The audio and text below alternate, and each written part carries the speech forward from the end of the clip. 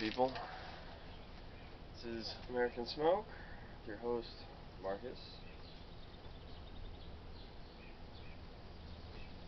Smoking a pipe today.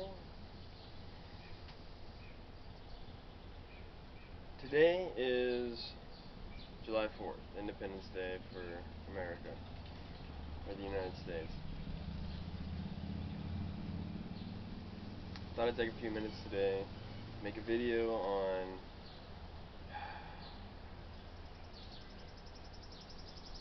what I think America represents, historically and today, and why I'm celebrating today. Because, I don't like to just take holidays just to take them, especially on days, that are important. So I like to, have an idea of why I'm personally celebrating this day, not just be like, oh yeah, there's fireworks, that's cool.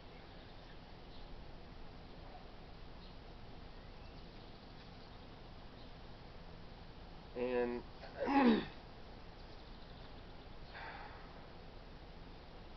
alright, just a second. When I think about today and its historical significance,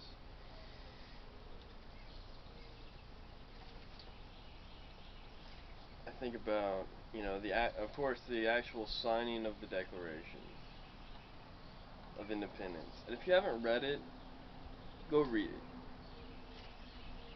It'll really open your mind about why we really, why they declared independence.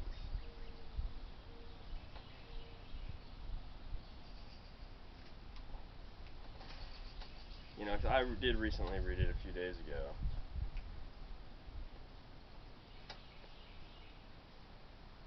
There's a few things in there that you wouldn't expect.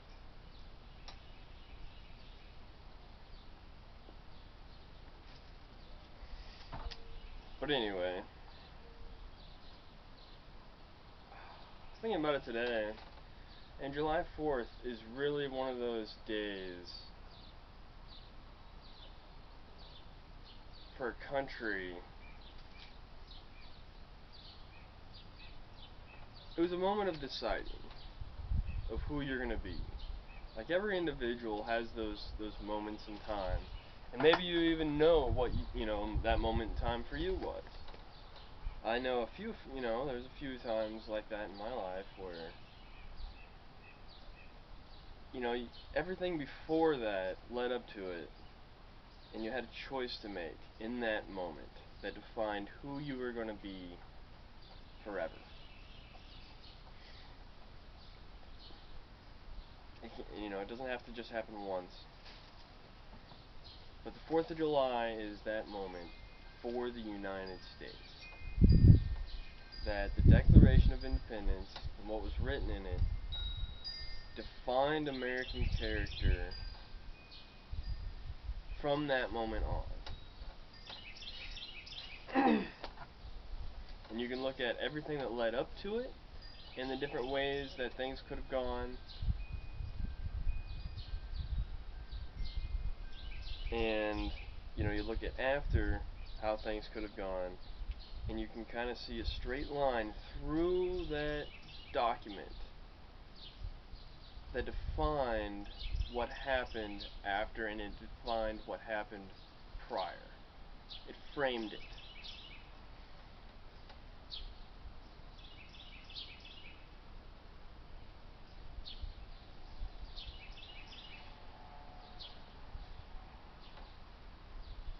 It framed it in a certain light.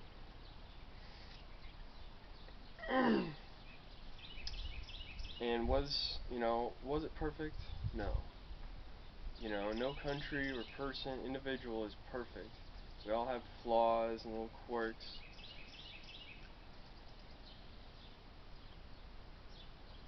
And there were, problems, even after the Constitution was finished, there was, problems. You know, I think the problems might be overstated today, and they might not have been, you know, the same as what we're taught. You know, and a lot of people don't get deep into history like I like to, especially certain parts of history. Like when a war is involved, you know, that's always interesting. And there's always so much information that you can get from a time of war.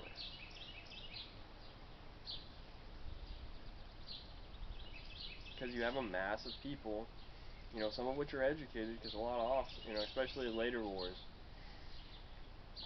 you know, like late medieval and after, you know, all your officers can write, and they're writing back and forth, and you know, they're literate. So you got a lot of documentation about what happened on both sides, generally.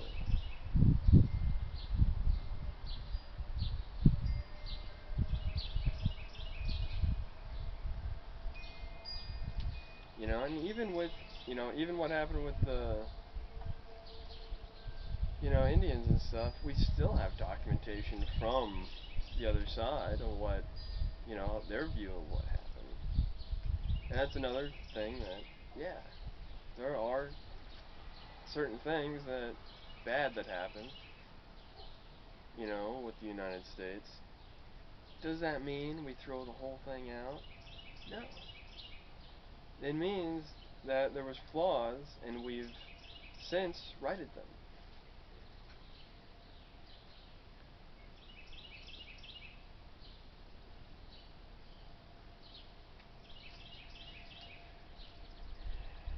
And we've gone a long way in righting those wrongs.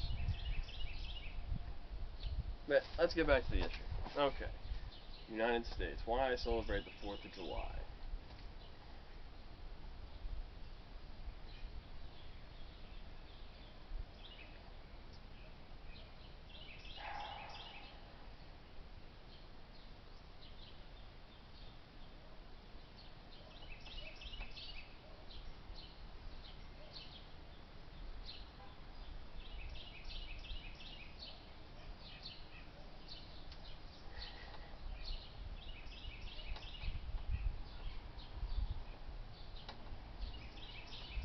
Alright. The You know, I like to think about history, and history is a narrative that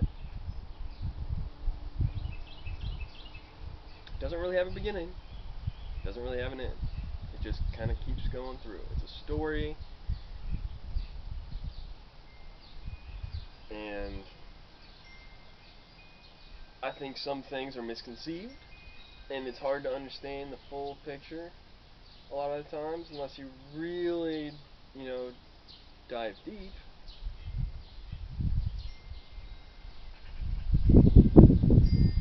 into it and try to understand all sides of the issue.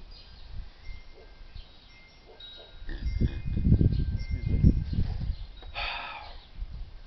And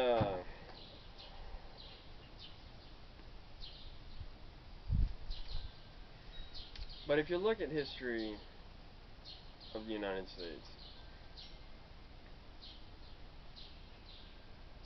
as the 13 colonies, they weren't hugely important. They weren't necessary on the, you know, in the grand scheme of things in the world. They just really weren't. They were dependent on Europe for a lot of the goods. You know, they weren't they were dependent on Europe for a lot of things at the signing of the Declaration.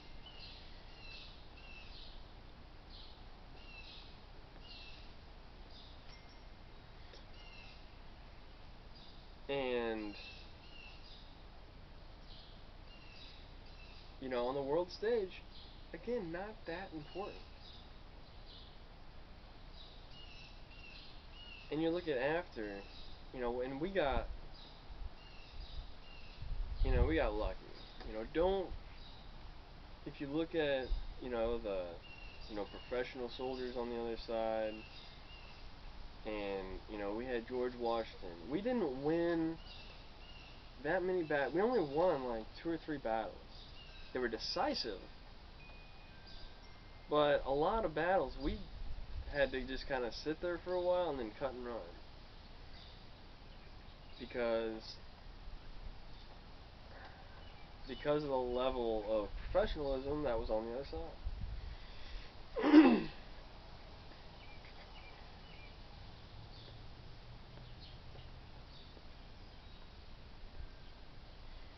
But the us winning independence was a long shot, and it happened. We gained our independence from Great Britain.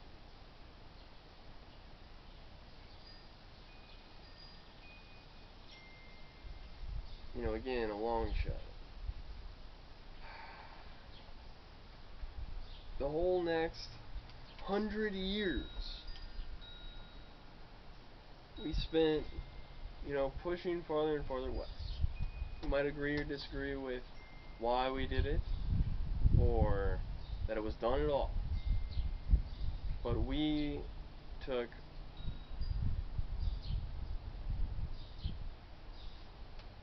a land and tamed it in less than 100 years. And I don't know if you've traveled the United States, but it's a big place. And that was a lot of hard work. Especially you look at infant mortality rates and birth. The westward expansion happened fast.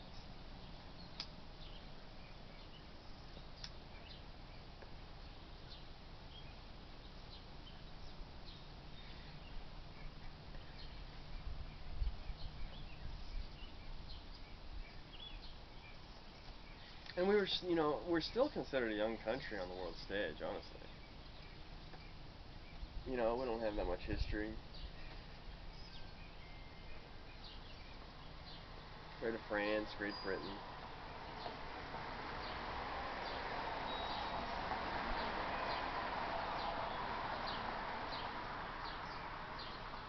So we consider the start of our country 1776. The revolution didn't end until 82. I think the Constitution was ratified in like 85 or 1785, somewhere around there. It was the 1780s, may have been later than that.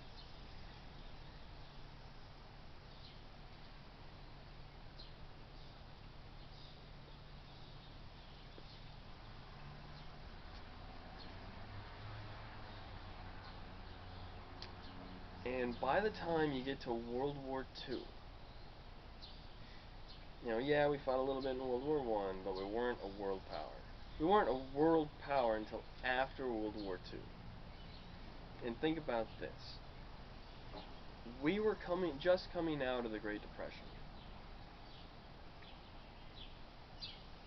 And Europe was screwed. The fascists controlled pretty much all of Europe except for Soviet Russia and Great Britain.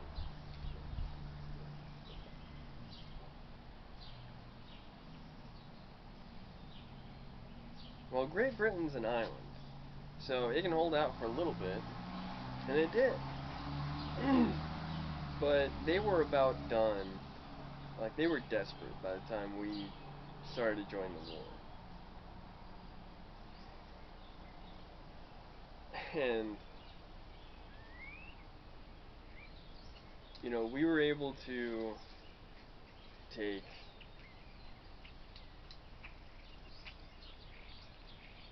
we didn't really have stockpiles of weapons and stuff.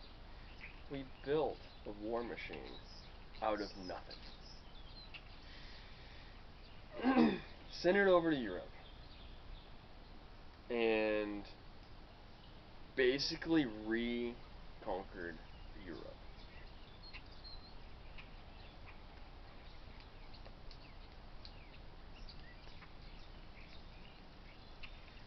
call it liberation. But it was control, and we took that control away.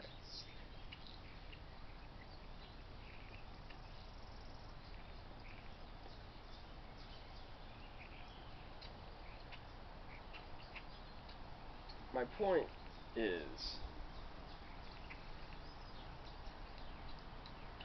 we did the same thing in the East with Japan.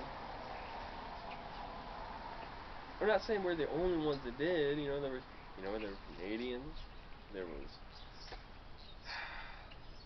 Australians, there were New Zealanders. The whole world came together to do this. But some lined up on the other side, and some lined up on our side. But what was considered the world powers at the time, that was on our side, needed liberating. Except for Great Britain, which was being bombed. London was almost leveled by a few times. I'm trying to give you a picture of how desperate the situation was. And it wasn't just us, but our leadership and mostly our people did the work.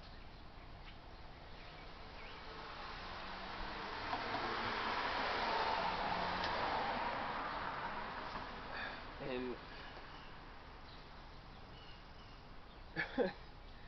like, if you think about it, how far apart was Billy the Kid in World War II? The Wild West was largely still wild.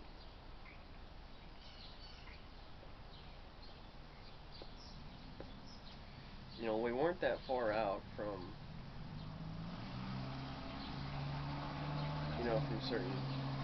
from the aspects of the Wild West.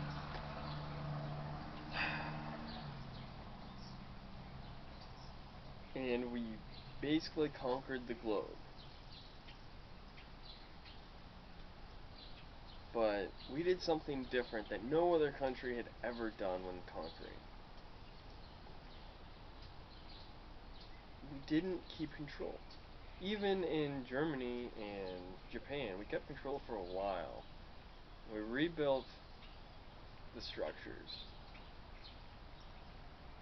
And we gave it back to the people. We gave them their land back. After a probationary period. They weren't going to aggress anymore. And now, largely, those countries are largely on their own. They're our allies now. And that's something that no other military power has ever done before. Just straight up, yeah, we know we kicked your ass a while back, but here you go. Here's your country back. And my point with all of this is, in less than 200 years, we went from being an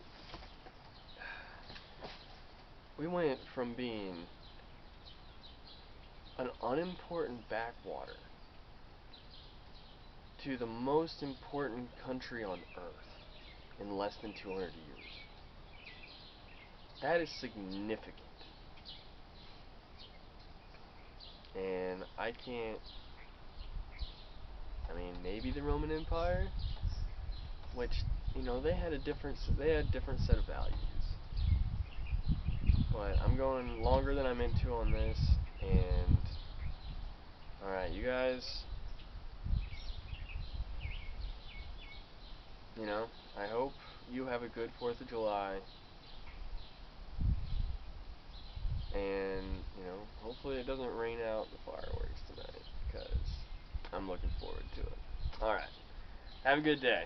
This is Marcus with American Smoke, and goodbye.